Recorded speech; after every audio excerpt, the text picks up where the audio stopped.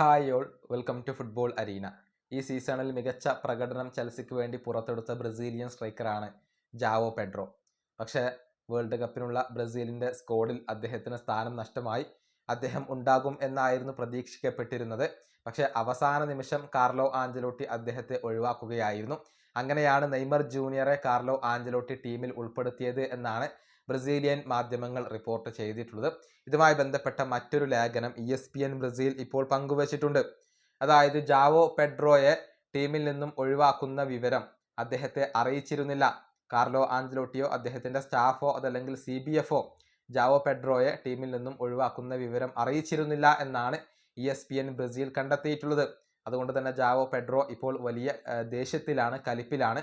കാരണം ഈ ടീമിൽ ഉണ്ടാകുമെന്ന് അദ്ദേഹവും അദ്ദേഹത്തിൻ്റെ കുടുംബവും പ്രതീക്ഷിച്ചിരുന്നു.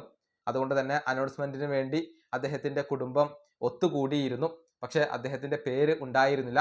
അതോടുകൂടി അവർ നിരാശ പ്രകടിപ്പിക്കുന്ന വീഡിയോസൊക്കെ പുറത്തേക്ക് വരികയും ചെയ്തിരുന്നു. ഉണ്ടാകും എന്ന പ്രതീക്ഷയിലായിരുന്നു ജാവോ പെഡ്രോയും അദ്ദേഹത്തിൻ്റെ കുടുംബവും ഉണ്ടായിരുന്നത്. അവർക്കെല്ലാവർക്കും നിരാശ സമ്മാനിച്ചു. ടീമിൽ നിന്നും ഒഴിവാക്കിയിരുന്നുവെങ്കിൽ അത് നേരത്തെ ഈ താരത്തെ അറിയിക്കാമായിരുന്നു. അത് CBF ചെയ്തില്ല. അക്കാര്യത്തിലാണ് ജാവോ പെഡ്രോക്ക് ഇപ്പോൾ ദേഷ്യമുള്ളത് എന്നാണ് അറിയാൻ സാധിക്കുന്നത്. എന്തുകൊണ്ടാണ് തന്നെ ഒഴിവാക്കിയത് എന്നതിനുള്ള ഒരു കാരണവും ഒരു വിശദീകരണവും അദ്ദേഹത്തിന് ലഭിച്ചിട്ടില്ല.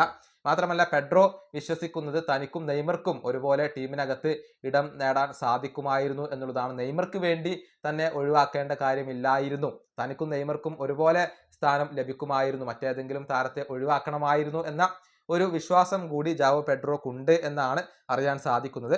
ഏതായാലും ഒഴിവാക്കിയതിലും അതിലുള്ള ഒരു വിശദീകരണം നൽകാത്തതിലും അത് നേരത്തെ അറിയിക്കാത്തതിലും ജാവോ പെഡ്രോക്ക് ഇപ്പോൾ ബ്രസീലിനോട് കടുത്ത ദേഷ്യമുണ്ട്.